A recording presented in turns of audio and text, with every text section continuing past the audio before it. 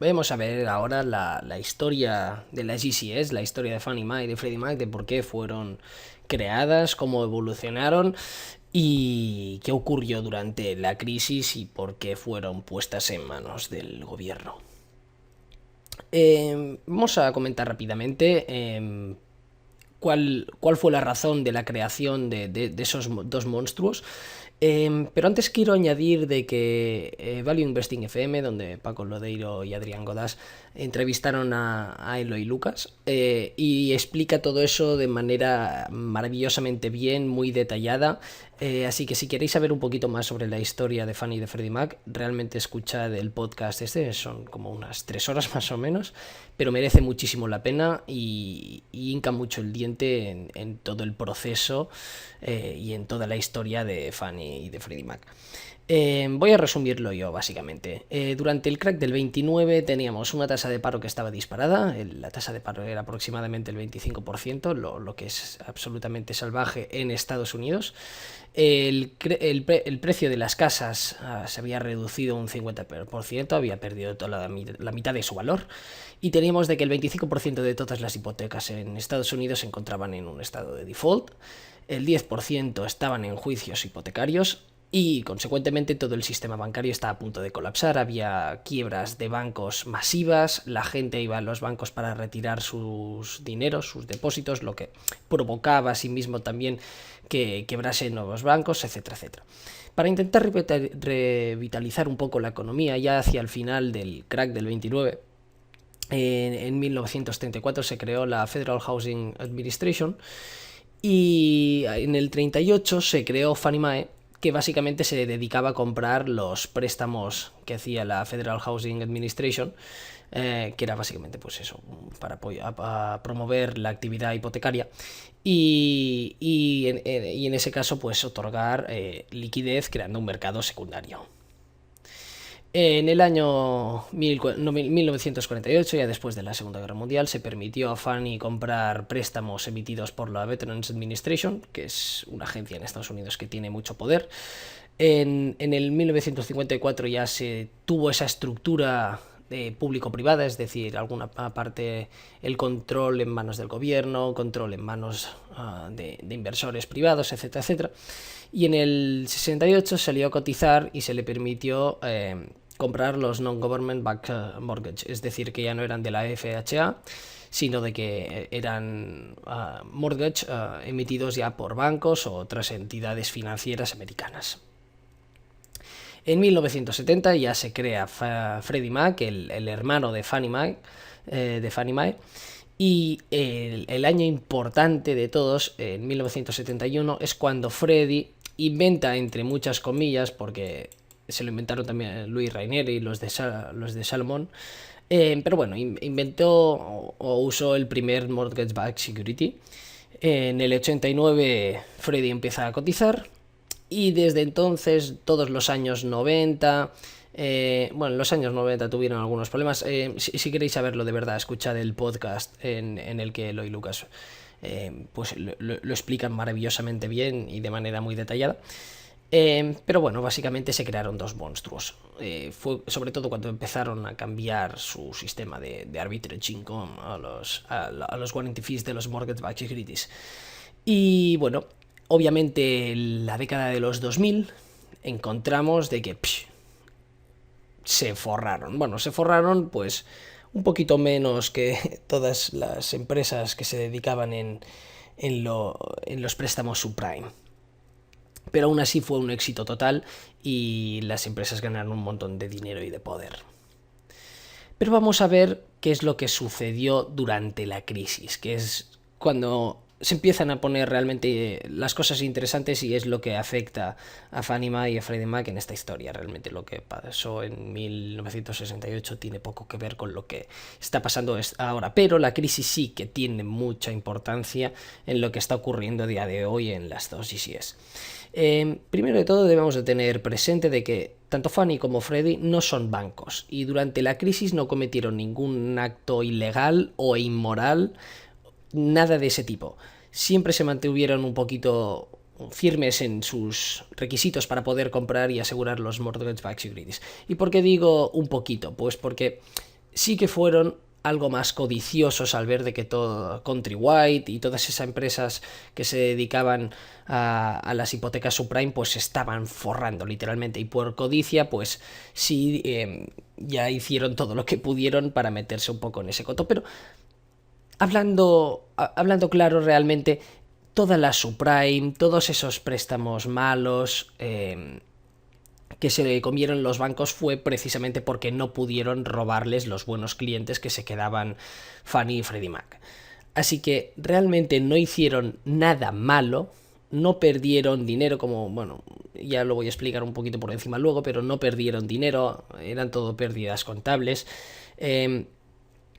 Y de hecho lo que hicieron es que fue salvar a todo el mercado hipotecario otorgando liquidez.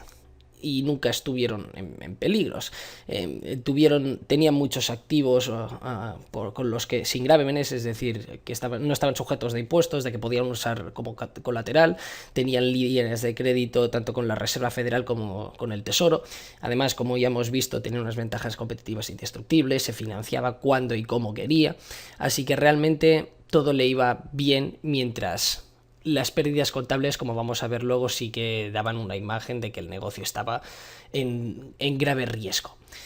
Pero bueno, lo que ocurrió es que en julio de 2008 el Congreso aprobó una ley llamada la Housing and Economic Recovery Act, que se abrevia como HERA, en el que básicamente se creó la FHFA, que es la Federal Housing Finance Agency, en que es el actual regulador de Fannie y de Freddie Mac. Antes había otro regulador, el Orfeo, pero realmente tenía muy poco poder y tanto Fannie como Freddie hacían lo que les daba la gana. Era más que nada, el regulador era una figura simbólica, más que con poder en contra de Fannie Mae para poder hacer lo que querían. Pero la Federal Housing Finance Agency sí que tenía poder y actuaba como regulador y como conservador, ya lo vamos, conservator en inglés, ya vamos a ver por qué. Y básicamente el trabajo de la FHFA era poner tanto Fannie como Freddie en una buena forma financiera, porque, como vamos a ver luego, tenía unas pérdidas, al menos contables, estratosféricas, y teniendo en cuenta la importancia de que tienen en todo el mercado hipotecario, era too big to fail. Es y será too big to fail. Así que lo que hicieron fue poner a tanto Fannie como Freddie en conservatorship, en el que el regulador, que era la FHFA, pues tomaba cargo de las dos empresas y cuya misión era pues poner financieramente a las dos compañías en forma, por así decirlo. Paulson, Hank Paulson, que era el secretario del Tesoro, mientras todo esto estaba ocurriendo en público, se decía de que, bueno, que Fannie y Freddie estaban bien, de que no tenían ningún problema, etcétera, etcétera, todo genial, todo maravilloso, pero en privado hacía todo lo contrario, y de hecho se dedicaba a promocionar la venta en corto para tumbar el precio de las acciones. Y vamos a ver también cómo hicieron para promover esa venta en corto. Pues básicamente lo que hicieron fue filtrar información de que ambas compañías entrarían en conservatorship, que es en el estado en el que se encuentran actualmente, y todo eso se lo decía y se lo chivaba a sus colegas de Wall Street en el Thorpe Park Capital Management, como podemos ver en este extracto de uno de los procesos judiciales en los que están metidos ahí. Vemos entonces, para hacer una pequeña recopilación, tanto Fannie como Freddie tienen pérdidas contables estratosféricas. Se ha creado la ley HERA y la FHFA, que es el encargado de regular y de poner en buena forma a Fannie y Freddie Mac. Y tenemos al secretario del Tesoro, Hank Paulson, que se dedica a promover la venta en corto. En este momento, las GCS, tanto Fannie como Freddie Mac, no están en conservatorship. Pero eso es lo que ocurrió el 6 de septiembre de 2008, que fue cuando las declararon en conservatorship. ¿Qué es in conservatorship? Pues básicamente en que es cuando la FHFA toma el control de facto de ambas empresas y realmente se dedica pues a hacer lo que quieran, tal y como estipula HERA, o sea, todo lo del conservatorship y todo eso está escrito en HERA, ya os voy a dejar el enlace por si lo queréis leer, es bastante interesante, aunque ya os voy a poner aquí los trozos más importantes. Pues bueno, básicamente tenemos que la FHFA ya tiene el control de facto y lo que hacen es pues tener la misión de poner ambas empresas bajo buena forma financiera de nuevo. Eso todo lo hicieron de manera abrupta, ¿vale? Porque antes del 6 de septiembre Paulson en público decía de que todo era maravilloso y de que todo estaba perfecto. Bueno, pero es que las cosas no terminaron ahí, porque Paulson mismo se reía un poco, por así decirlo, sobre lo que estaba pasando, ¿vale? Aquí tengo una frase que básicamente es una frase que dijo Hank Paulson, espera que os la leo. Decía: la FHA ha sido reacia durante todo el proceso. Tuvimos que convencer a su gente que ponerlas en conservatorship era lo correcto mientras nos asegurábamos que creyeran que ellos estaban al mando.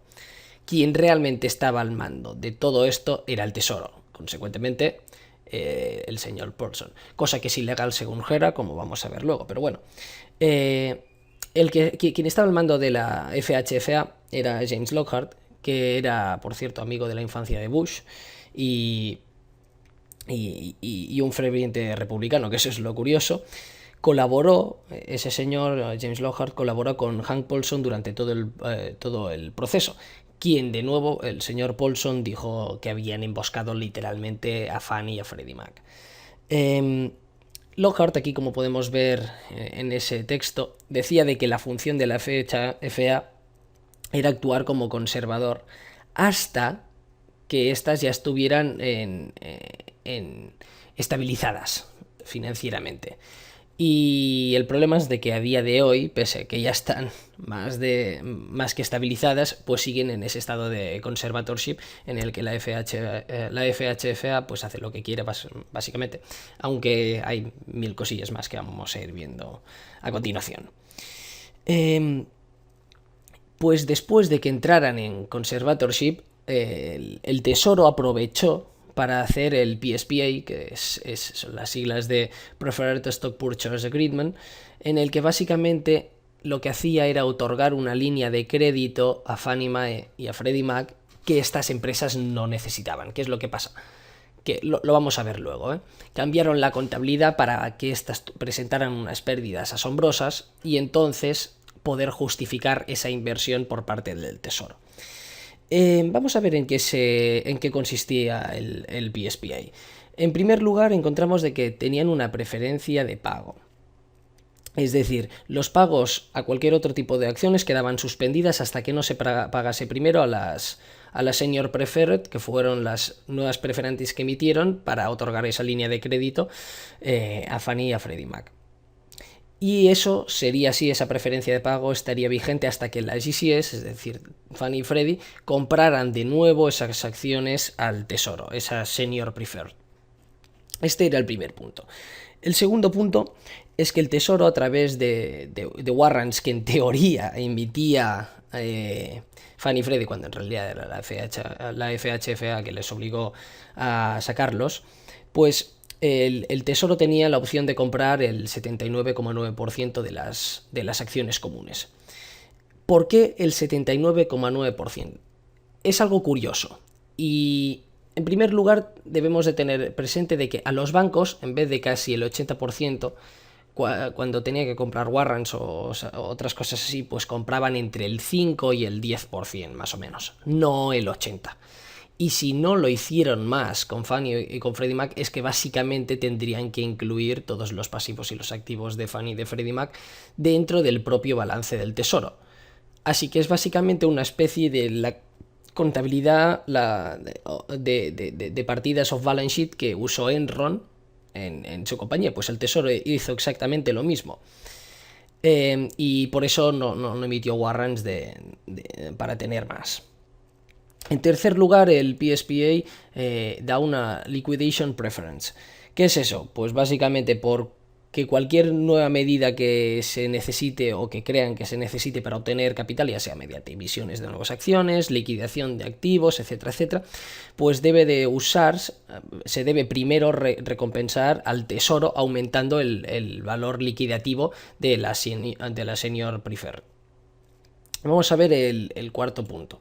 El cuarto punto es de que las GCS debían de pagar trimestralmente al tesoro unos dividendos de las preferentes del 10% de interés, que eso es asombroso. Y en caso de ser paid in kind, que es que básicamente también pueden hacer recaudaciones, pues debería de subir al 12%. Eso en sí mismo resulta una contradicción, porque estás otorgando crédito porque dices que esas compañías son insolventes y luego les obligas a que te paguen un 10% de interés. No tiene ningún sentido, porque es que si no tienen dinero, ¿cómo te van a poder pagar un 10%?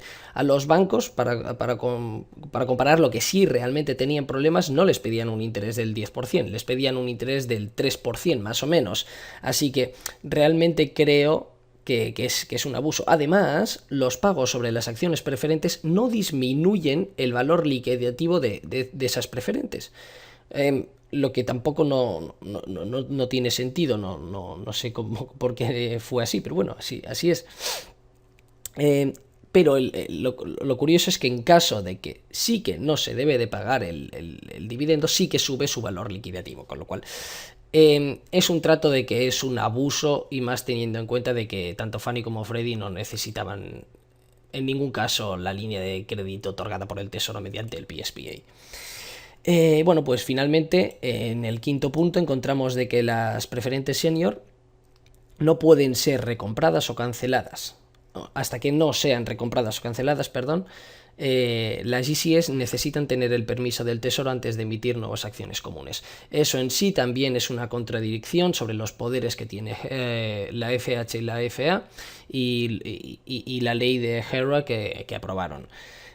Porque básicamente la FHA no puede estar supervisada por otra entidad, y al hacer eso, que las GCS necesitan el permiso del Tesoro, no de la FHFA, para emitir nuevas acciones comunes, pues es una violación de HERA, porque básicamente está subyugando a la FHFA, y además teniendo en cuenta de que emitir nuevas acciones es una medida para poder recaudar capital, que es lo que necesitaban en ese momento. O sea, tenemos que la FHFA tiene la función de poner en buena forma financiera a las GCS, ya sea mediante ventas de activos o recompras de acciones, recompras o emisión de nuevas acciones, pero eso no lo puede hacer mientras el Tesoro le diga que no, que es una contradicción en sí mismo según lo que dice HERA. Pues bueno, con todo eso teníamos de que aproximadamente el Tesoro inyectó unos 189 billones de dólares en las GCS mediante los warrants y mediante las senior preferred, que primero emitieron unas y después emitieron otras, como ya vamos a ver actualmente. Esto es un abuso, pero bueno, aún se puede aceptar entre muchas comillas, pero es una de las cosas que van a tener que eliminar para permitir de que las GCS puedan retener capital y luego hacer una IPO exitosa, porque nadie va a invertir en esas compañías mientras el Tesoro siga teniendo el control y mientras las condiciones del PSPA, como podemos ver claramente abusivas, al menos a día de hoy, pues sigan vigentes. Bien. La FHFA, como vemos, ya les permitió retener ingresos, eso lo hemos visto hace muy poco y lo vamos a explicar en el siguiente apartado de este análisis. Pues la FHFA ya les está permitiendo retener ingresos para aumentar el colchón de capital regulatorio que van a necesitar. Y tal y como indica el comunicado del Tesoro y de la FHFA al Senado, están abiertos a cambiar los términos del PSPA para llevar a el plan de recapitalización de las GCS, y por lo que más seguro, bueno, nadie sabe qué va a pasar, pero lo más seguro es que terminen eliminando el PSPA y cancelen los dividendos, eso sí, aumentándose el valor liquidativo de estas, y que ejecuten los warrants. Y aquí vemos ese trozo en la carta que le enviaron a los senadores. Aquí, por ejemplo, vemos el capital que les han permitido retener a Fannie y a Freddie. Ya lo vamos a ver más tarde esto. Pero bueno, volvamos a lo que estaba ocurriendo. En febrero de 2011, la FHFA aprobó un plan para recapitalizar los Federal Home Loan Banks, los FHLB, que básicamente son 11 bancos en propiedad estatal, en propiedad del gobierno. Y la FHFA les permitió retener capital. Lo curioso es que a Fannie y a Freddie, pese a tener una situación similar y que también habían mejorado notablemente, fueron ignorados de nuevo. Y eso era el preludio de que algo estaba pasando y algo no iba bien. Porque en 2012 el mercado ya estaba recuperándose y era evidente de que ya se había salido de la crisis y de que las GCS habían sobrevivido a lo peor y que por tanto todo lo que podía pasar era a mejor. Y eso era un problema, porque el Tesoro tendría que terminar el estado de conservatorship. Bueno, el Tesoro, a través de la FHFA, tendría que terminar el estado de conservatorship.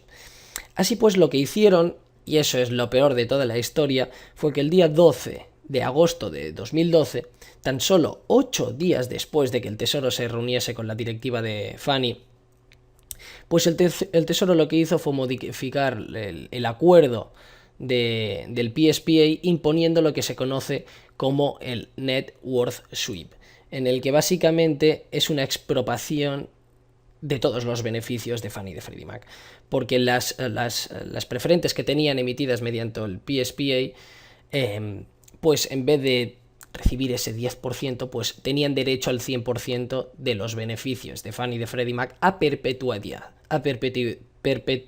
disculpad.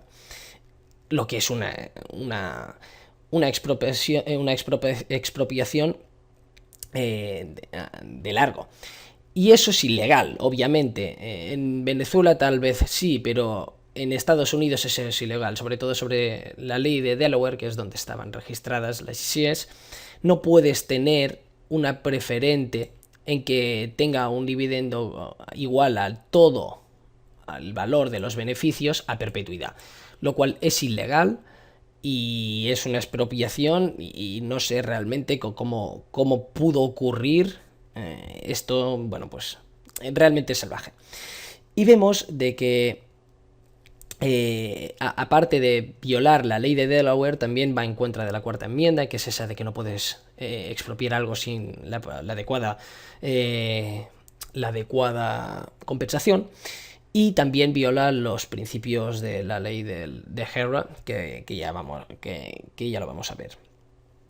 De macro, que había sustituido a James Lockhart como el director de la FHFA, tuvo que colaborar con el Tesoro para llevar todo ese proceso, para llevar a cabo el Net Worth Sweep.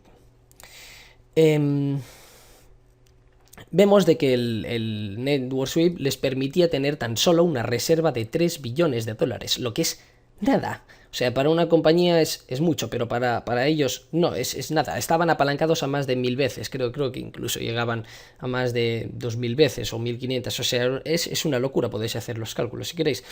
Y tenían unas reservas que aproximadamente representaban el 0,05% del total de los activos, lo cual es completamente ridículo, pero ridículo, y más teniendo en cuenta de que ahora estamos hablando de que si le iban a meter un 3,5% de requisitos de capital o lo que sea, pues cuando estaba en manos del Tesoro, cuando hicieron el Net Worth Sweep, pues 3 billones de dólares era tan solo lo que tenían. Y desde que se implementó el Net Worth Sweep en 2012, pues hemos visto de que al Tesoro le ha salido un negocio redondo, porque se han llevado más de 300 billones de dólares.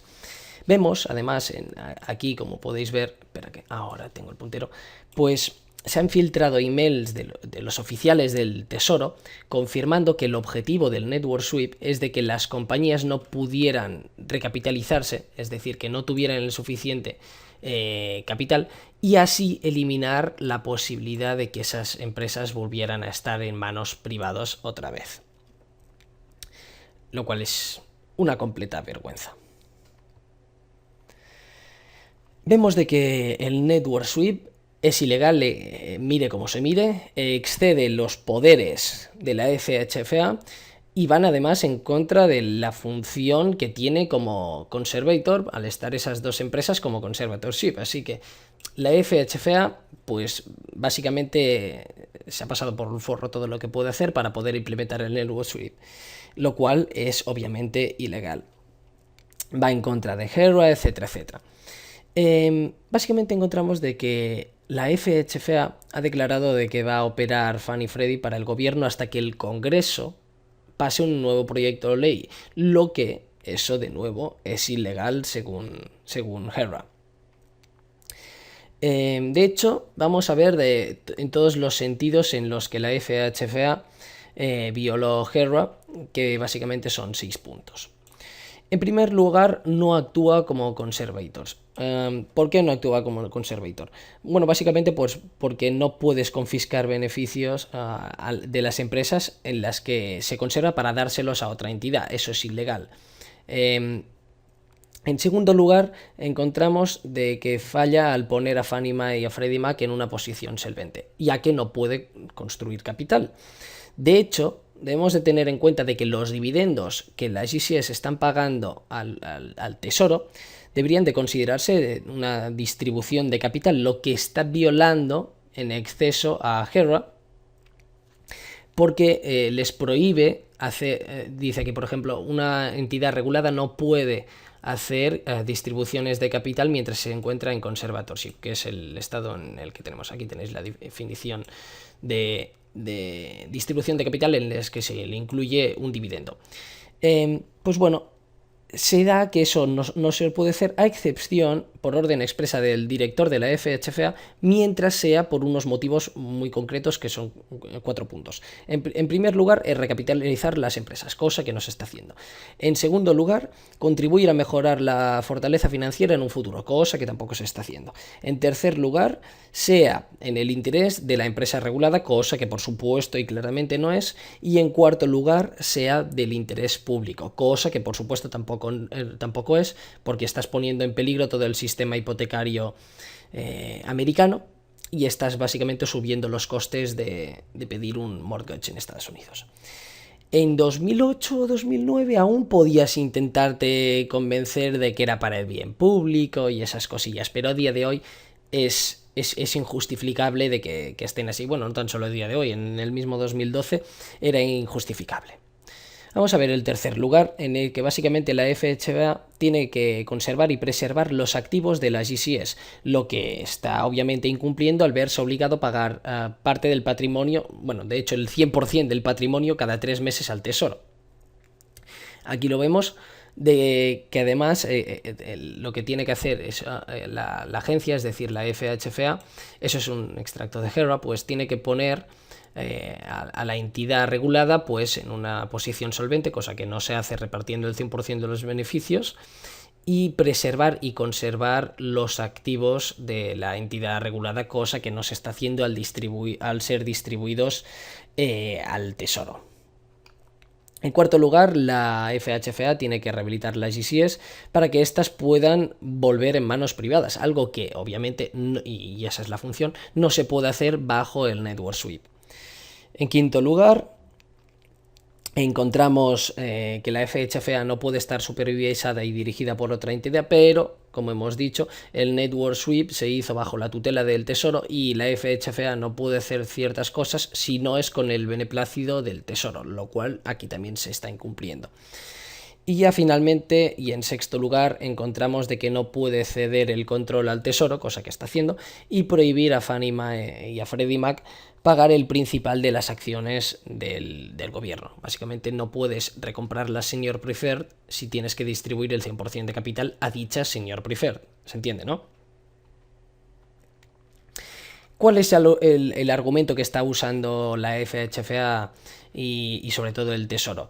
Pues básicamente es que la FHFA, bueno, todo eso que hemos dicho no se aplica porque la FHFA hereda todos los privilegios de los accionistas, con lo que argumentan que da absolutamente igual lo que digan los accionistas y lo que digan las demandas judiciales que están vigentes, porque el poder realmente lo tienen en ellos. Es decir, aparte de ser una especie de regulador, son al mismo tiempo los propietarios, los accionistas, por así decirlo. Y ese es el extracto de Herrera en lo que dice, en el que básicamente dice de que todos los títulos, todos los poderes, todos los privilegios de cualquier accionista, oficial o director de la entidad regulada pues pasan a ser propiedad de la FHFA. La cosa, y ese es lo divertido de la historia, es que la propia FHFA está actuando ilegalmente mediante sus propias normas, al hacer esas distribuciones de capital al tesoro que decíamos, eso lo hemos visto anteriormente, en la otra presentación, en la otra, bueno, ya me entendéis. Con lo cual, es injustificable decir de que tú tienes el derecho de hacer lo que quieras cuando estás actuando ilegalmente mediante tus propias definiciones y tus propias normas estipuladas según Herrera. Porque, bueno, repito, para hacer la recopilación, vemos de que las GCS están haciendo las distribuciones de capital y que, por tanto, están incumpliendo las propias normas de la FHFA. Así que encontramos de que básicamente es una expropiación porque los accionistas no hemos sido compensados, ni avisados, ni nada de eso. Y eso va a ser el tema de las próximas diapositivas, qué es lo que ha podido pasar. Aquí os pongo una foto de Obama riendo, porque básicamente lo que hizo Obama fue subir los impuestos a través de Fannie y de Freddie Mac, porque subió las G-Fees, como lo vamos a ver luego. Y bueno, pues básicamente se ha hecho, pues ha subido el coste de pedir una hipoteca gracias a subir las G-Fees sin que nadie se dé cuenta. No soy especialmente fan de Obama, como podéis comprobar con lo que ha hecho con Fannie Mae y Freddie Mac, y también en cuanto a política exterior a mí me parece que ha sido, bueno, un poco desastre para ser buenos. Antes que comentar todo lo que está ocurriendo, bueno, que es más que nada más de lo mismo, vemos de que, lo digo ya, el gobierno desde entonces de que implementó el Network Sweep, bueno, desde que fue el primer PSPA y desde el Network Sweep, pues se ha llevado más de 300 billones, lo que exceden con mucho la inversión inicial. De hecho, creo que se habían hecho como un 16% anual, o se van a hacer un 16% anual, una vez liberen a Fannie y a Freddie Mac y las vuelvan a poner en manos privadas. Así que, bueno, ya os podéis imaginar qué negociazo ha hecho el Tesoro. Además, el Network Sweep, como hemos dicho, viola la cuarta enmienda, esa de que no puede ser expropiado sin una compensación previa.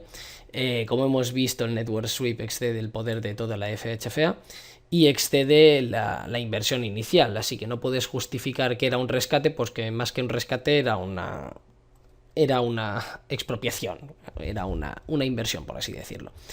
Y bueno, pues obviamente los accionistas no se quedaron de manos cruzadas y lo que hicieron pues fue demandar al gobierno porque lo que hicieron fue ilegal.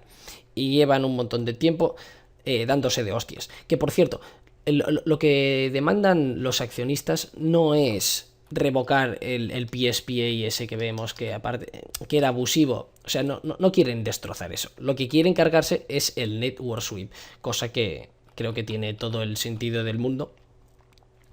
O sea, lo que quieren es básicamente volver a los términos originales y no el Network Sweep, que es absolutamente legal. O sea, el PSPA se puede decir que está mal hecho, que es abusivo, pero difícilmente puedes justificar de que era ilegal, mientras que el Network Sweep sí que es claramente ilegal. Y aquí os he puesto pues una foto de los dos bandos. Aquí tenemos los buenos, ese es Calabria, el director actual de la FHFA.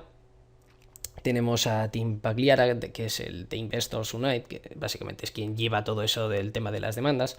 Encontramos a John Paulson, uno de los mayores accionistas en las preferentes de Fannie y de Freddie Mac. Tenemos a Gabriela Jefferson, que es un analista de ACG Analytics, que están muy metidos con el tema de Fannie y de Freddie Mac y lo hace muy bien. Aquí tenemos a Glenn Bradford, que es en Twitter, tenéis que seguirle sí o sí, es quien cuelga toda la información y está como una cabra, como vamos a ver luego. Aquí tenemos a Steven Mnuchin, el secretario del Tesoro actual, que también me cae muy bien. Y aquí dentro de los malos tenemos al Lord malvado de Barack Obama y a su paladín aún más malvado, Hank Paulson.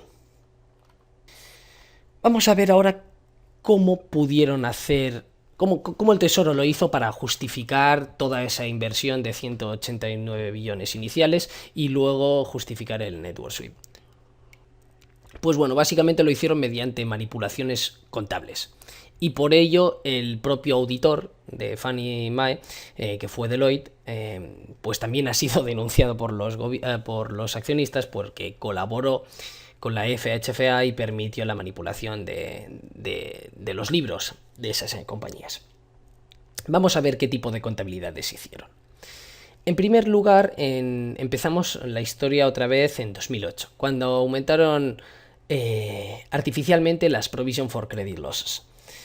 Hay varios motivos por los que aumentaron significativamente. Uno de ellos es que consideraron como non-performing loans a partir de 60 días y no de 90 días, que es como se había hecho siempre.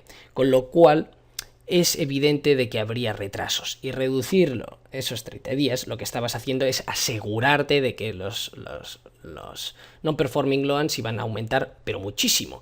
Y, por tanto, consecuentemente, justificaba un mayor gasto en las Provision for Credit Losses. Para que nos hagamos una idea, vemos de que los non-performing loans de Fannie Mae aumentaron un 339%, mientras que los de Bank of America aumentaron, entre muchas comillas, un 187%.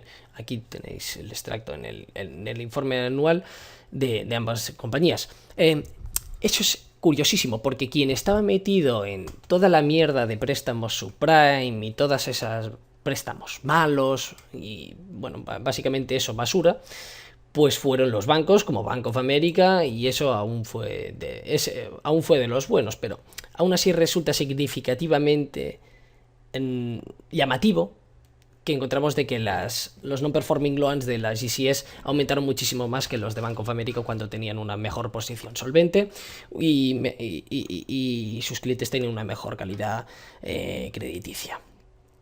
Vemos de que las reservas aumentaron muy significativamente. Es cierto de que venían de tener reservas relativamente pequeñas, bueno, bastante pequeñas, pero vemos de que las aumentaron demasiado abruptamente. ¿Por qué tanto? Porque es que básicamente de estos 24,7 billones cargados en la reserva en Fannie Mae, tan solo 6,5, o sea, de esos 24, tan solo 6,5 fueron finalmente consideradas como charge-offs, como net charge-offs, lo cual es una diferencia bastante abrupta y significativa. Aquí vemos la diferencia entre las reservas que tuvo Fannie Mae en contra a las pérdidas que fueron significativamente mucho menores que esas reservas. O sea, nunca... La verdad es que se podía justificar porque nadie sabía que iba a ocurrir. Nadie.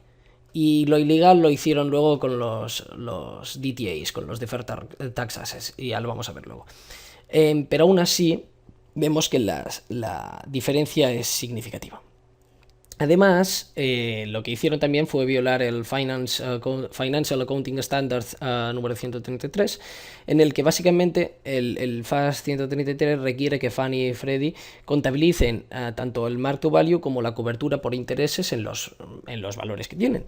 Lo que hicieron fue contabilizarlos a mark to market, que estaba por debajo del coste amortizado, e ignoraron el contrapeso de las ganancias que tenían en su portfolio, lo cual, por supuesto, esto aumentó abruptamente sus pérdidas crediticias, pero no eran pérdidas reales. Básicamente lo que estás haciendo es ignorar todas las ganancias, así que son pérdidas contables, no pérdidas reales.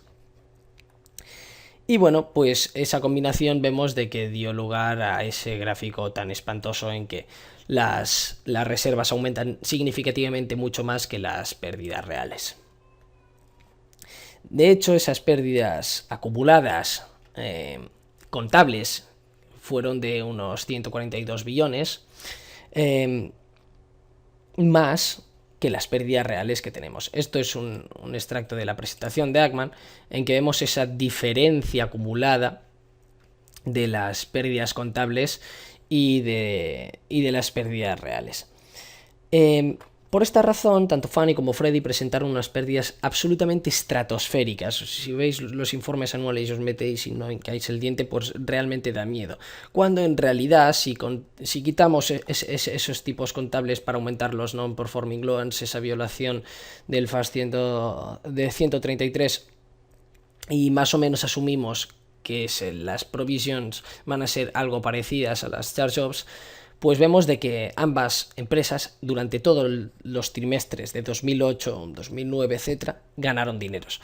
No hice el ejercicio así de manera detallada con mis propios números, porque realmente hay muchas cosas que son un poco subjetivas, pero a ver, sí hice algunas estimaciones, pero pues te pueden dar números bastante distintos, porque nadie sabía lo que iba a pasar realmente. Así que, bueno, era difícil de estimar, así que no, tampoco me he matado. Es, bueno, eso, de que al final aquí podrían intentarlo justificar, pues por eso, que nadie sabía lo que iba a pasar. Lo que hicieron mal fue realmente después. Pero bueno, volviendo al tema. Vemos de que los bancos, que tenían unos estándares de calidad muchísimo más bajos, básicamente se quedaban con todo lo que Fannie y Freddie no querían tocar, pues tuvieron curiosamente provisiones mucho menores que las de Fannie y las de Freddie. Aquí vemos la diferencia entre los bancos, entre los que se incluye JP Morgan, Citigroup, Bank of America y Wells Fargo, que son los grandes bancos, en comparación contra Fannie y Freddie. Y vemos de que las reservas respecto a las pérdidas crediticias es muy significativamente superior en las de Fannie y Freddie respecto a la de los grandes bancos americanos. Y eso es bastante curioso y da que pensar, al menos. Por esas razones que hemos dicho, pues el rescate del gobierno era totalmente innecesario. Ese PSPA nunca fue necesitado. Y para que os hagáis una idea, Fannie Mae en el tercer trimestre de 2008 tenía unos 36 billones de caja. Si lo comparamos con el máximo nivel histórico de charge-offs, que el mayor nivel de allowance for loan losses que ha tenido Fannie y Freddie Mac, pues eran aproximadamente, creo que era un 5,59%, pues vemos de que podía estar al menos un año sobreviviendo antes de quebrar, lo cual no solo con la caja, no era realmente tan necesario. A pesar de ello, el gobierno obligó que en julio de 2012 a ambas empresas a emitir 161 billones en government stocks para alargar los déficits causados por las excesivas pérdidas contables, que estaban basadas en esas perspectivas demasiado optimistas, pero aún así, como no estaba claro qué es lo que iba a pasar, les obligaron a omitir unos 26 billones de más. ¿Y qué es lo que hizo con ese dinero? Disculpad. Pues con ese dinero del gobierno, lo que hicieron fue un enorme write-down sobre los DTA, sobre los Deferred Tax Assets. A ver, un Deferred Tax Asset puede ser varias cosas, pero normalmente imagínate de que yo tengo una estimación de que voy a perder pues el 6% de... y ese 6% sobre los préstamos los pongo en la partida contable de los Provision for Credit Losses dentro del Income Statement, y también quedan reflejadas en el Balance Sheet mediante las Allowance for Loan Losses. Vale, la cosa está dentro de ese 6%. Yo finalmente me ha ido mejor la cosa de lo que esperaba, y lo que voy a tener pues al final es unas pérdidas del 3%. ¿Qué es lo que pasa? Que yo he contabilizado unas pérdidas por valor del 6% cuando realmente mis pérdidas han sido del 3%. Pues la diferencia, ese otro 3%, lo que se contabilizaría sería como un DTA, ¿vale? Por eso son los Deferred Tax Assets, y por eso son importantes, teniendo en cuenta esa diferencia que había entre las provisiones que cargaron y las pérdidas crediticias reales que tuvieron. Pues básicamente lo que hicieron con el dinero es hacer un write-down, es decir, reducir el valor por un total de 30,8 billones de dólares. ¿Por qué hicieron eso? Pues la premisa para poder hacer eso es que Fannie Mae nunca podría volver a cobrar ese DTA porque nunca volvería a ser rentable, lo cual era totalmente absurdo cuando las cosas ya estaban empezando a mejorar. Y esa es la propia contradicción y eso es malicia pura. Además vemos aquí, como lo tenemos en el informe anual de Fannie Mae, pues el método en el que cómo contabilizan las allowance for los deferred tax assets por ese valor de 30,8 billones. Y bueno, básicamente encontramos de que es un proceso básicamente que lo hace a juicio de la directiva basado en asunciones futuras, en el que por supuesto en aquel momento las tiraron por los suelos y lo hicieron pues eso, nunca vamos a ser rentables, por lo tanto hacemos un write-down sobre los DTAs. Lo curioso es que además, según la propia FHFA, las allowance de los DTAs eran los causantes de la erosión de capital de esas compañías. ¿Cuál es el problema? Es que el problema es que eran empresas demasiado rentables y aún así, mediante esa nueva contabilidad y pese a los write-downs, era evidente de que se habían pasado 3 pueblos al estimar las pérdidas crediticias a las que se iban a enfrentar y que los DTAs consecuentemente aumentaban de valor. En el año 2010, para que nos hagamos una idea, el valor de los DTAs eran de 53 billones, en 2011 de 56 y en 2012 de 64 billones. Que además lo recuperaron y todo eso después del network sweep, que empieza a ser un poco curioso. Y todo eso pese el enorme write-down que hicieron sobre los DTAs. Vemos de que a mediados de 2012 Fannie y Freddie había creado una allowance de los DTAs conjunta entre las dos empresas de aproximadamente unos 100 billones, lo cual es muchísima pasta. Para que nos hagamos una idea, el Tesoro podría estar pagándose los dividendos durante años y años sin necesidad del network sweep, tan solo con esos 100 billones. Y vamos a ver por qué hicieron esa allowance en los DTAs. ¿Por qué? ¿Cómo los contabilizaban? Es básicamente porque cambiaron el proceso contable, porque están mal contabilizados. Básicamente lo que hicieron es usar esa reserva, esa allowance, para reducir el valor de los DTAs en vez de usarlos como capital de Tier 2, que es como se tendrían que contabilizar. Y los DTAs eran mayores, bastante mayores, debido a la reducción del periodo de pago, recordemos que pasó de 90 a 60 días, y para no ver recoveries y que por tanto aumentaran de valor, lo que hicieron fue contabilizar la mayoría de los DTAs como Held to Investment, ya que si está contabilizado Held to Investment, las recoveries solo se reflejan contablemente cuando el préstamo ha sido vencido o es vendido o retirado. Con lo cual, así podían dar una imagen mucho peor de lo que realmente estaban.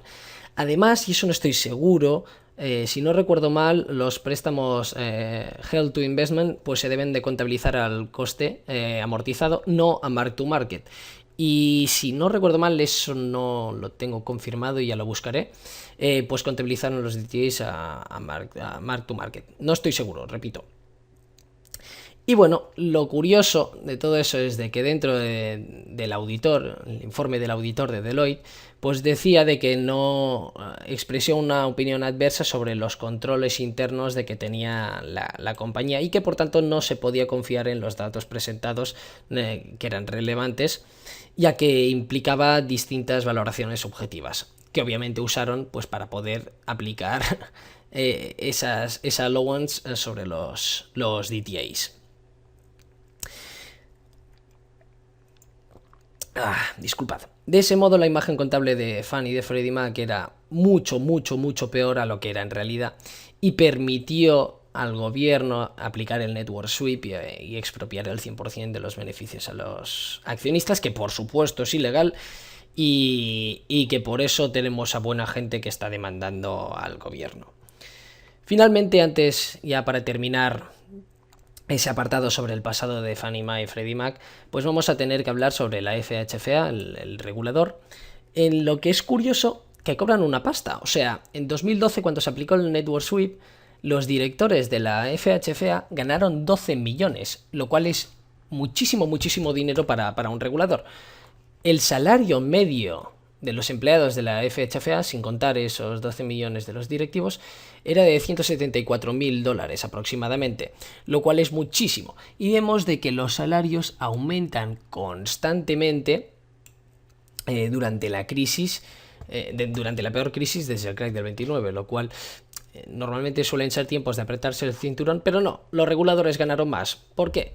Y es curioso, por favor decidme qué regulador gana tanto.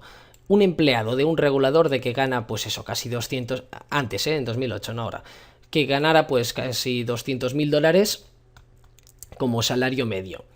Para compararlo, el salario de la presidente de la SEC era menor que el salario medio de los empleados de la FHFA, según Devon Bayer. Así que resulta un poco significativo, cuanto menos. Y bueno, al finalizada esta reflexión ya vamos a ver el presente, bueno, el presente, más que nada el pasado reciente, en el que vamos a hablar pues sobre todo lo que ha ocurrido desde que Trump entró en la Casa Blanca, que es lo que realmente ha impulsado la tesis y lo que ha empezado a hacer todo esto muy, muy, muy interesante.